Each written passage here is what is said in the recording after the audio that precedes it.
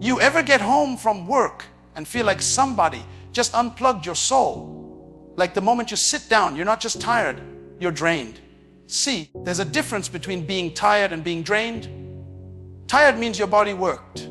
Drained means your spirit got robbed. And if you keep living like that, day after day, you'll burn out before you ever tap into the real potential of your life. I want to share with you 7 things I started doing to stop feeling drained after work.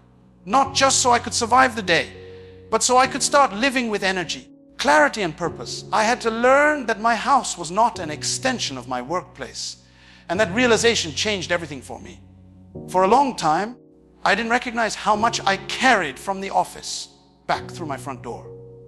It wasn't just the laptop or the emails on my phone. It was the invisible baggage that clung to me like a shadow.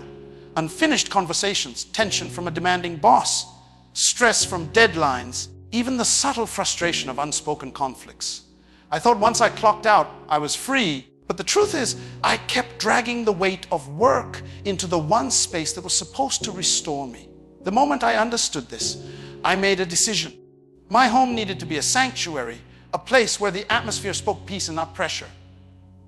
It's not easy to shut off, especially in today's culture where we're connected 24/7. You get an email after dinner, a text from a coworker during family time, or a notification buzzing just as you're trying to fall asleep. That constant availability convinces you that you never really left work. But what it does to your mind and spirit is more damaging than we admit.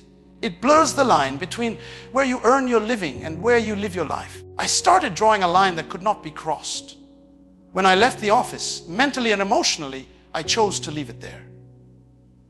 Even if something wasn't finished, I gave myself permission to let it rest until tomorrow.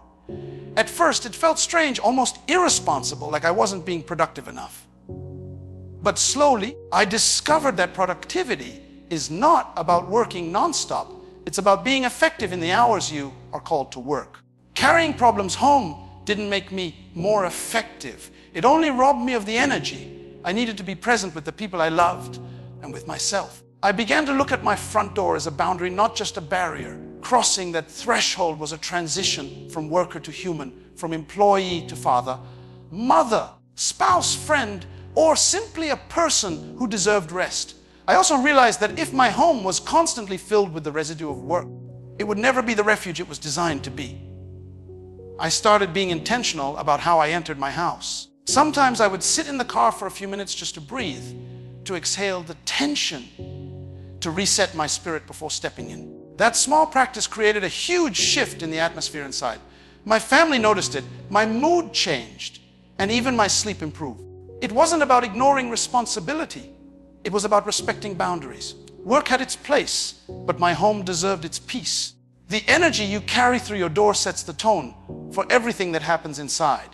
When I stopped carrying work into my house, I wasn't just protecting my home. I was protecting my health, my joy, my sense of balance. One of the hardest but most powerful lessons I had to embrace was learning how to say no without apologizing for it. For years, I found myself trapped in the cycle of pleasing everyone around me.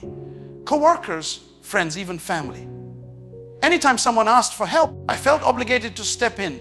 Anytime an extra project landed on my desk, I thought it was my duty to take it. And anytime someone leaned on me emotionally, I convinced myself I couldn't turn them away. But what I didn't realize was that every yes I gave away so freely came at the cost of my own energy, my own peace, sometimes even my own dreams. It took me a long time to understand that my time and my energy were not limitless resources. Every time I agreed to something I didn't have the capacity for, I was silently telling myself that my well-being didn't matter.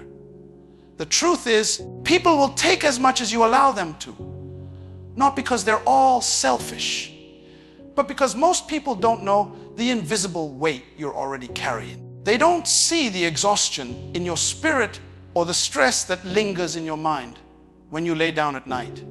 They only know what you show them. And if you constantly say yes, you're teaching them that your boundaries are negotiable, that your time is always available, and that your energy doesn't need protecting. I reached a point where I had to confront myself and ask, am I living to be accepted, or am I living to be at peace? That question forced me to reevaluate the motives behind my choices. Saying yes all the time was not kindness. It was fear. Fear of letting people down, fear of being judged, fear of being seen as selfish. But what good is pleasing everyone if you end up empty and drained? When I started saying no, it was uncomfortable. The first few times felt like rejection, almost like I was doing something wrong. But as I got used to it, I realized no is not rejection, it's protection. It's protecting my priorities, my mental health, my spiritual strength. I noticed something powerful. The more I guarded my energy, the more clarity I had to invest in the things that truly mattered to me. No became a way of honoring myself, not dishonoring others. And the people who genuinely valued me respected those boundaries, while the ones who only came for what they could take slowly faded away. I began to understand that energy is like currency, and every decision is a transaction. If you spend it recklessly, you'll always be broke when it comes to peace, joy, and focus. But when you invest it wisely, you see returns in the form of growth, rest, and fulfillment. Saying no without apology allowed me to finally reclaim that sense of ownership. It shifted my perspective from seeing myself as a resource for others to seeing myself as a person with limits, with needs, and with the right to protect both. And in doing so, I realized that I wasn't closing doors, I was opening space for balance, for strength, and for the energy that I had been losing for far too long. I discovered that one of the most overlooked parts of protecting your energy after work is what happens in the moments right after you leave. For the longest time, I treated the end of the workday like a race. Grab your stuff, head out, get home, and dive straight into whatever was waiting. But I didn't realize I was carrying the same tension, the same stress, and the same noise from my workplace directly into my next environment. That constant transfer of stress was why I never truly felt restored. I was shifting my location, but not shifting my spirit. That's when I began creating a transition ritual, something small but powerful that gave me space to reset before stepping into the next part of my life. At first, it was as simple as sitting quietly in the car for a few minutes before driving off. I'd close my eyes, take deep breaths, and consciously release the day. It didn't matter if it was a good day or a tough one. I made it a point to draw a line in my mind. That little pause was like washing off the residue of work, so I didn't carry it home with me. Sometimes I added music, the kind that lifted my mood or calmed my thoughts. Other times I sat in silence, because silence has a way of cleaning out the mental clutter that constant conversations and demands leave behind. That ritual became like a switch, a way of telling myself, work is over. Now it's time to be fully present in this new space. The more I practiced it, the more I noticed how different I felt when I finally walked through the door at home. Instead of being on edge or distracted, I was lighter, calmer, and more aware of the people around me. I didn't realize how much of my stress I had been unloading onto others simply because I never gave myself the chance to process it first. That ritual protected not only me, but also the atmosphere in my home. It set the tone for how the evening would flow. And when I missed that step, I could feel the difference immediately. The conversations were shorter, my patience thinner, and my energy scattered. Over time, I expanded the ritual. Sometimes it included prayer, sometimes a podcast that inspired me, or even journaling for a few minutes in the car before walking in. The form didn't matter as much as the intention behind it. It was about drawing boundaries in my spirit, making sure I didn't allow work to dominate every part of my life.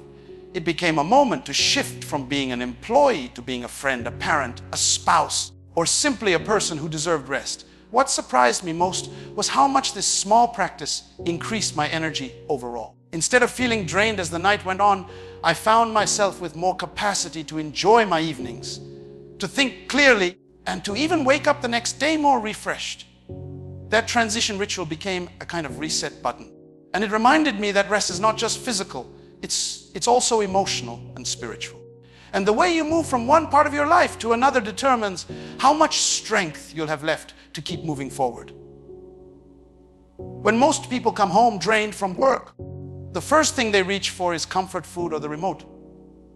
I used to do the same thing. I thought a heavy meal or a few hours of television would give me back the strength I lost during the day. But the truth is, those things don't really restore you. They distract you. They give you a momentary sense of relief, but afterward you're still running on empty inside. That's when I realized that if I wanted to stop feeling drained, I had to start feeding more than just my body. I had to start feeding my mind and my spirit. Energy doesn't only come from sleep or calories. Real energy comes from inspiration, from growth, from giving your mind something uplifting to rise on. I began with small steps. Instead of flipping on the TV as soon as I got home, I picked up a book that spoke to my dreams and reminded me of who I wanted to become. Just 10 or 15 minutes of reading something powerful shifted my entire evening. My thoughts were sharper, my perspective was brighter, and I felt like I had taken back control of my mood. On other days, I listened to a podcast that filled me with hope and wisdom. Hearing someone else's story of resilience or success reminded me that my struggles weren't permanent. Inspiration acts like fuel. It lights a fire inside you that the day's stress can't easily extinguish. I also discovered the power of journaling. At first, it felt awkward to sit with a pen and paper. But as I wrote down the thoughts that cluttered my mind, I realized how freeing it was. Instead of letting problems circle endlessly in my head, I was pouring them out and making space for peace. Writing reminded me that I had the ability to process, to release, and to see things more clearly. That clarity gave me energy, because nothing is more draining than confusion or unresolved stress. When you empty that out, you create room for fresh ideas and renewed focus. Feeding my mind also meant paying attention to the content I consumed. I started asking myself, is this feeding me or draining me? Mindless scrolling on social media often left me feeling more tired, even though I hadn't moved an inch. It filled my head with comparison, negativity, and noise. But when I chose intentional content, something uplifting, educational, or faith-filled, I felt recharged instead of depleted. The difference was undeniable. The more I fed my mind, the more I noticed how it affected every other part of my life. I had more patience with my family, more creativity in my work, and more resilience when challenges came. My body still needed rest, of course, but now my rest was deeper because my mind wasn't tangled with frustration. I learned that what you put into your mind after work determines how you show up the next day. If you feed yourself negativity or emptiness, you'll wake up already drained. But if you feed yourself inspiration and growth, you'll wake up with strength you didn't even realize you had.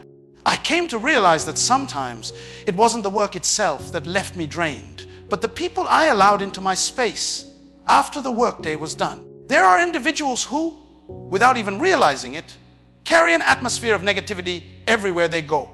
They complain about everything, they magnify problems, they thrive on gossip, and they drag others into cycles of frustration and bitterness. Spending even a short amount of time around that kind of energy can feel like someone has pulled the plug on your spirit. I noticed that after certain conversations, I felt heavier, not lighter. Instead of being recharged, I was restless and tense. That's when it hit me that protecting my energy meant I had to start cutting off the energy thieves in my life. It wasn't an easy process because some of those people were close to me. You don't always want to admit that someone you care about is also the one draining you. But I had to face the truth. If every time I left their presence I felt smaller, more discouraged, or more exhausted, then my peace was paying the price. It wasn't about rejecting them as people, but about refusing to allow their constant negativity to dominate my environment. I had to learn the difference between helping someone and being consumed by someone. There's a fine line between compassion and sacrifice, and too often I had been sacrificing my joy in the name of being there for others who didn't want to change. The first step was creating space. I didn't announce it or make it dramatic. I simply became intentional about limiting my time and guarding my conversations. I learned how to steer discussions away from endless complaints, and if that wasn't possible, I chose to excuse myself. At first, I felt guilty, like I was abandoning people who might need me. But then I realized something freeing. When you allow negativity to constantly surround you, and you're not helping anyone because you're not even strong enough to help yourself. Protecting my energy made me more capable of showing up in meaningful ways for the people who truly valued me and encouraged me. I also noticed that energy thieves aren't always loud or dramatic. Sometimes they're subtle. They may not argue or complain openly, but they drain you by always needing, always taking, never giving. You leave their presence feeling emptied out because the relationship is one-sided. Recognizing this pattern was eye-opening for me. It helped me see that healthy relationships bring balance. They may not always be perfect, but they add more than they take. Once I understood this, I stopped feeling bad about creating boundaries. Boundaries weren't rejection, they were protection. They protected my peace, my purpose, and my ability to grow. Cutting off energy thieves shifted the atmosphere around me. I felt lighter. I had more mental space to think clearly and more emotional energy to invest in things that mattered. It was like finally patching the holes in a leaking bucket. You don't realize how much you were losing until you stop the drain. I used to believe that scrolling on my phone after work was harmless, a way to unwind and give my brain a break. It felt easy, it felt automatic, and for a few minutes it gave me the illusion of rest. But over time, I realized that screen time wasn't restoring me at all. Instead, it was quietly draining me even more. I would pick up my phone just to check one notification. Suddenly 30 minutes had passed. An hour would slip away, and instead of feeling refreshed, I felt heavier, restless, and sometimes even anxious. The endless flow of information, images, and updates wasn't neutral. It was stealing my energy one swipe at a time. I started to see that screens, especially social media, become like a slow leak on my soul. There was also the trap of comparison. After a long day of work, when my energy was already low, scrolling through other people's highlight reels made me feel even worse.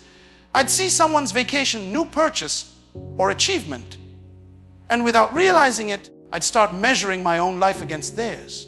What was meant to be a quick distraction turned into a source of discontent. And discontentment is draining because it convinces you that what you have isn't enough, that who you are isn't enough. I realized I was allowing a screen to shape how I felt about my own progress, my own worth, and my own joy. That cycle had to be broken. I began by setting small boundaries. One of the most effective ones was deciding not to use my phone during the first and last 30 minutes of my day. At night, that boundary gave my mind the chance to slow down instead of being overstimulated right before bed. In the morning, it gave me a fresh start without filling my thoughts with everybody else's noise. I also stopped bringing my phone to the dinner table or using it as background noise during family time. Those boundaries weren't about being strict for the sake of it. They were about choosing presence over distraction. I noticed that when I limited screen time, I had more room for meaningful conversations, more focus to reflect on my day, and more energy to actually rest. Another change I made was replacing screen time with something intentional. Instead of scrolling through feeds, I picked up habits that fed me. Reading, stretching, taking short walks, or simply sitting in silence. Those small shifts gave me back more than I expected. They not only calmed my mind, but also restored my energy. I felt less weighed down and more in control of my evenings. I realized that it wasn't just about avoiding screens. It was about reclaiming the time and mental space that screens had been stealing from me. The more boundaries I put around screen time, the more I noticed how much clearer my thoughts became. My mind wasn't cluttered with endless images or updates, and I found it easier to focus on what really mattered. I slept deeper, I woke up lighter, and I carried less noise into the next day. It became obvious to me that boundaries with screens weren't about restriction, they were about restoration. By limiting what drained me, I created more space for what actually gave me strength. I began to see that one of the deepest reasons I felt drained after work was because I had allowed my job to become bigger than it was ever meant to be. I was treating it like the source of my identity, like the definition of who I was. And whenever work was stressful, whenever the pressure was heavy, or whenever I felt overlooked, I carried that weight as if it determined my worth. That way of thinking made every challenge heavier, every bad day more personal, every disappointment more draining. The turning point when I started reminding myself daily that my job is not my identity, it is only a resource. It is a channel, not the source. The source of my energy, my vision, and my strength comes from something much greater, my purpose. When I reconnected with my purpose, I noticed a shift in how I approached each day. Instead of waking up dreading the hours ahead, I began waking up with a sense of direction. I would tell myself in the morning, I'm not just going to work, I'm going toward my purpose. That shift gave meaning even to the mundane tasks. It reminded me that while the paycheck was important, it wasn't the ultimate reward. The real reward was being able to use my gifts, my talents, and my time to move closer to the vision I carried inside. Purpose has a way of making you stronger. When you know why you're doing something, the difficulties don't break you as easily. Long days no longer feel like wasted days because you can see how even the challenges are shaping you for something bigger. I realized that work was only one piece of the puzzle, not the whole picture. The office, the tasks, the meetings, they were training grounds, places to sharpen skills and build discipline. But the bigger story of my life was written by the purpose I carried, not the position I held.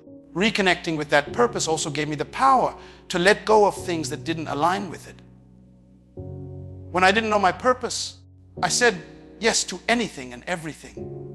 But once I understood what I was living for, I began to filter my commitments through that lens. Does this conversation feed my purpose or drain it? Does this task build me toward where I'm going?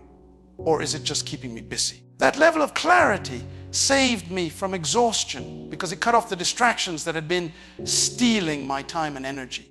What surprised me most was how much peace it brought. Before, every hard day felt like a mountain. Every setback felt like proof that I was stuck. But when I reconnected with my purpose, those same challenges became stepping stones. They no longer drained me, they developed me.